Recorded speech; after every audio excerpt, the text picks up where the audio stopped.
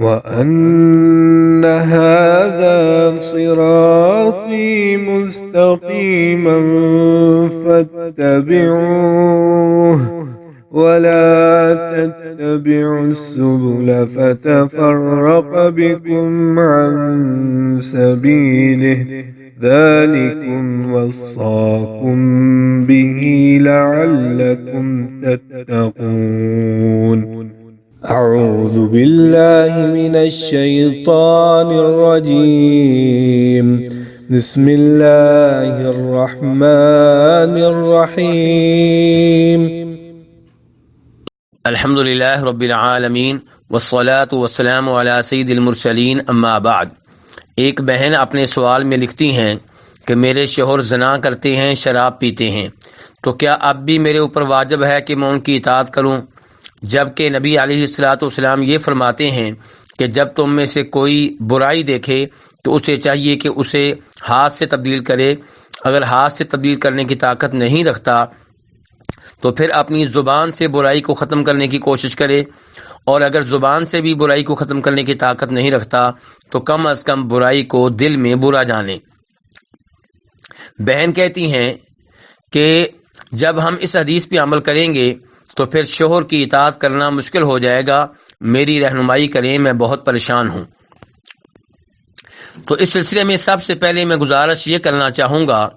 کہ والدین کو چاہیے کہ اپنی بیٹی کا نکاح کرتے ہوئے اس کے لیے ایسا لڑکا تلاش کریں جو دینی لحاظ سے درست ہو، دین کے ساتھ ساتھ دنیاوی طور پہ تعلیم یافتہ ہو تو اچھی بات ہے، دین کے ساتھ ساتھ اس کا گھر بار بھی ہو تو اچھی بات ہے، لیکن صرف لڑکے کی دنیاوی تعلیم دیکھنا اور اس کے کاروبار کی طرف دیکھنا اور اس کے دین کو نظر انداز کر دینا یہ درست نہیں ہے۔ ایسے والدین کو اللہ رب العزت سے ڈرنا چاہیے۔ دوسرے نمبر پہ اگر کسی لڑکی کا واسطہ ایسے شوہر سے پڑ جائے جو زنا کرنے والا ہو، شراب پینے والا ہو، تو اسے چاہیے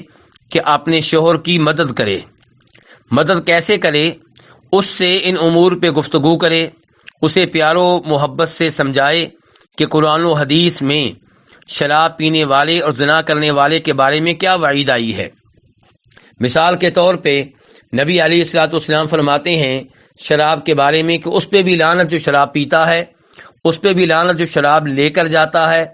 اور اس کے لیے بھی لعنت جس کے لیے شراب لائی جاتی ہے، اس پہ بھی لعنت جو شراب تیار کرتا ہے، اس پہ بھی لعنت جو شراب بیچتا ہے، اور اس پہ بھی لعنت جو شراب خریدتا ہے۔ اس سے اندازہ لگایا جا سکتا ہے کہ شراب پینا کتنا بڑا جرم ہے۔ ایسے ہی نبی علیہ السلام فرماتے ہیں کہ شراب پینے والے کو روز قیامت جہنمیوں کی پینا پڑے گی۔ آپ اس سے اندازہ لگا سکتے ہیں کہ شراب پینے والا روز قیامت کہاں پہ ہوگا، کیونکہ حدیث میں کہا جا رہا ہے کہ اس کو جہنمیوں کی پینا پڑے گی۔ اس قسم کی احادیث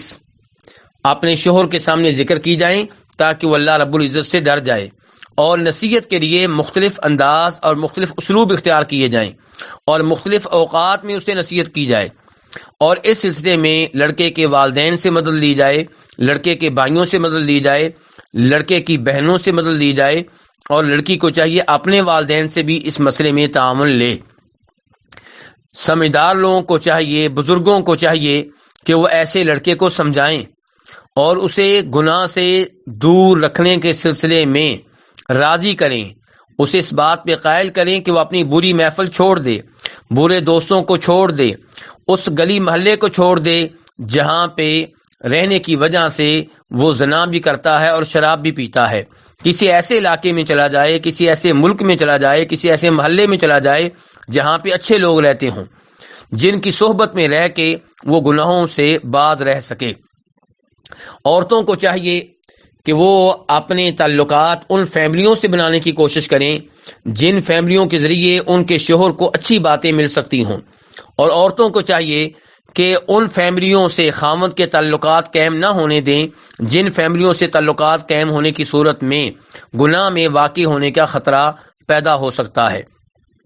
اس سلسلے میں پردے کی بہت زیادہ اہمیت ہے۔ لڑکیوں کو چاہیے کہ خود بھی پردہ کریں اور پھر اپنے خاوند کو بھی اس بات پہ قائل کریں کہ وہ انہی فیملیوں سے تعلقات رکھے جن فیملیوں کی لڑکیاں پردہ کرنے والی ہوں۔ اس طریقے سے بھی گناہ سے بچا جا سکتا ہے۔ اور سب سے اہم بات، لڑکی کو چاہیے کہ اس مسئلے میں اپنے رب سے رابطہ قائم کرے، خود پابندی سے نماز پڑھا کرے، تہجد کے ٹائم پہ اللہ کے سامنے ہاتھ پھیلا دے، اللہ کے سامنے روئے، اللہ کے سامنے گڑ گڑاہٹ کا اظہار کرے اور اللہ سے التجائیں کرے، کیونکہ بندوں کے دل اللہ کے ہاتھ میں ہیں۔ جب اللہ تعالیٰ دل پھیرنے پہ آئیں تو پھر ایک لمحہ بھی نہیں لگتا اور اللہ کے لیے کچھ بھی مشکل نہیں ہے۔ اس لیے لڑکیوں کو چاہیے کہ وہ پہلے تو اپنے گناہوں کے اللہ سے توبہ استغفار کریں، کیونکہ یہ مصیبتیں ہمارے گناہوں کی وجہ سے آتی ہیں، اور اس کے بعد اللہ تعالیٰ سے درخواست کریں کہ اللہ تعالیٰ ان کے شوہر کو ہدایت دے۔ جہاں تک تعلق ہے ایسے خامند کی اطاعت کرنے نہ کرنے کا، تو گزارش یہ ہے کہ اگر کوئی لڑکی اپنے خامند سے مایوس ہو جائے اور اس کو یہ بات سمجھ میں آ جائے کہ یہ گناہ چھوڑنے والا نہیں ہے، یہ گناہ سے بعد آنے والا نہیں ہے، اس سے توبہ کی امید نہیں ہے، تو ایسے خامند سے طلاق لی جا سکتی ہے اور خلا کا راستہ بھی اختیار کیا جا سکتا ہے۔ لیکن اگر عورت یہ سمجھے کہ میں اسی کے ساتھ رہوں گی، میرے لیے کوئی اور مناسب نیک لڑکا ملنا شاید مشکل ہو جائے، تو پھر یہ اس کی مجبوری ہے، تو پھر ایسے خامند کے ساتھ رہے اور اسے بار بار نصیحت کرتی رہے، بار بار سمجھاتی رہے۔ اور اگر کبھی خامند کی کسی بات میں اطاعت نہ کرنے سے اس کو یہ امید ہو کہ میں اگر چند امور میں اس کی اطاعت نہ کروں، عارضی طور پہ اس کی بات نہ مانوں، تو یہ گناہ چھوڑ دے گا، گناہوں سے بعد آ جائے گا، تو یہ راستہ اختیار کرنے میں بھی انشاءاللہ کوئی حرج نہیں ہے، لیکن ازدواجی تعلقات میں رکاوٹ نہیں بننا چاہیے، اور یہ راستہ